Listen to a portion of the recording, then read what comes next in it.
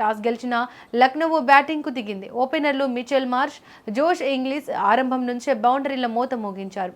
Score board పరుగులు పెట్టడంతో 250 పరుగుల మార్కు ఈజీగా దాటేలా కనిపించింది. అయితే రాయల్స్ బౌలర్లు చివరి ఓవర్లో పట్టు బిగించారు.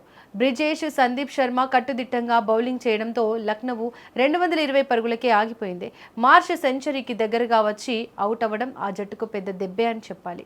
ఇక ఛేజింగ్ లో రాజస్థాన్ బ్యాటర్లు వీర విహారం చేశారు. ముఖ్యంగా వైభవ్ సూర్యవంశీ ఆటే హైలైట్. స్టార్టింగ్ లో నెమ్మదిగా మొదలుపెట్టిన వైభవ్ క్రీజ్ లో కుదురుకున్నాక ప్రత్యర్థి బౌలర్లను ఉతికి ఆరేశాడు. ముఖ్యంగా మయాంక్ యాదవ్ వేసిన ఒకే ఓవర్లో 29 పరుగులు బాదడం మ్యాచ్ ని మార్చేసింది. 10 సిక్సర్లు 7 ఫోర్లతో 93 పరుగులు చేసిన వైభవ్ సెంచరీకి దగ్గరగా వచ్చి భారీ షాట్ కోసం ట్రై చేసి అవుట్ అయ్యాడు. అయినా అప్పటికే జరగాల్సిన పని పూర్తయిపోయింది. వైభవ్ తర్వాత ధ్రువ్ జురెల్ చాలా బాధ్యతగా ఆడాడు. 38 బంతుల్లో 53 పరుగులతో నాట్అవుట్ గా నిలిచి ఫెరీరాతో కలిసి టీం విజయంలో కీలక పాత్ర పోషించాడు.